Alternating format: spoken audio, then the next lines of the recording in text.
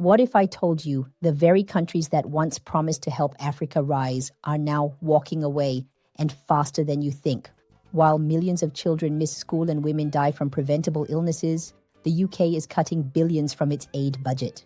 Why? To boost military spending just before a controversial visit from Donald Trump. This isn't just politics, it's a humanitarian crisis unfolding in real time. Stay with us. Before we dive deeper, let's take a moment to witness the announcement itself. You're about to watch UK Prime Minister Keir Starmer, as covered by Channel 4 News, explaining why the government is slashing foreign aid spending. This footage is used under fair use for educational commentary and is sourced from Channel 4's public broadcast titled UK Cuts Foreign Aid to Boost Defence Spend Ahead of Trump Visit. I can announce this government will begin the biggest sustained increase in defence spending since the end of the Cold War.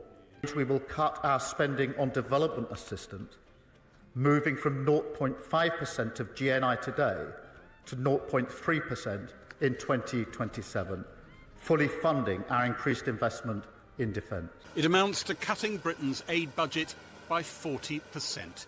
Charities were in shock. The Prime Minister said he had no choice. What happens when the hands that once helped you begin to pull away?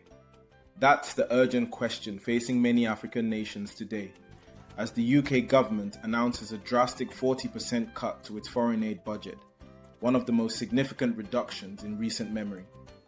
According to the BBC, this decision reduces aid spending from 0.5% to 0.3% of gross national income, with a stated aim of reallocating resources toward defence, a move many analysts believe was influenced by the United States.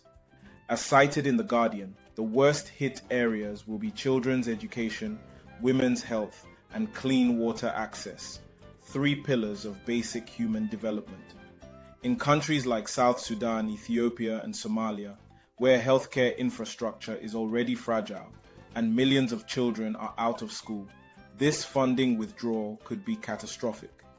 UNICEF UK has warned that the cuts will have devastating consequences for children, especially girls, who now face a higher risk of early marriage, child labour, and life-threatening illnesses due to the collapse of maternal and sanitation services.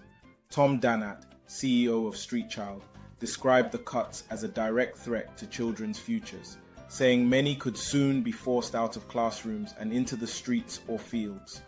While the UK government has committed to maintaining support for multilateral organisations such as the World Bank and the Gavi Vaccine Alliance, critics argue that bilateral aid, the lifeline that funds country-specific development projects, is being gutted.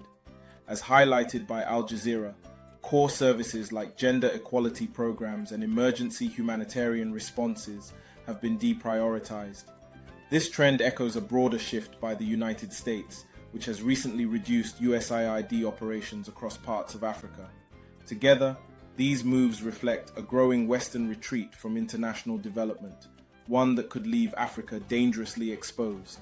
For African leaders, this moment should serve as a clear and urgent wake-up call. According to Reuters, Sarah Champion, chair of the UK's International Development Committee, criticised the cuts for disproportionately impacting the world's poorest populations. This is where bold and self-reliant leadership becomes essential. Captain Ibrahim Traoré of Burkina Faso is already leading by example, investing in food sovereignty, local industries, and Pan-African solidarity to reduce foreign dependence. His vision challenges the notion that progress in Africa must come from the outside. Instead, he is building systems that prioritize national strength and citizen welfare. What we're witnessing is more than a budget decision. It's a shift in global power, priorities, and responsibility. At the African Reset, we believe that true sovereignty begins with economic and humanitarian self-reliance. Foreign aid helped many African nations address crises, but it should never have been the foundation of national development. Leaders must now pivot to long-term strategies that harness their country's own resources, talent, and ingenuity.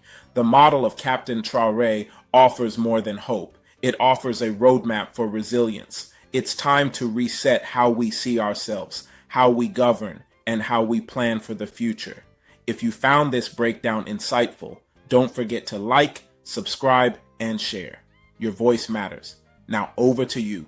Do you believe African leaders are prepared to rise and meet their own people's needs without relying on Western aid?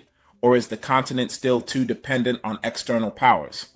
Drop your thoughts in the comments. We want to hear from you.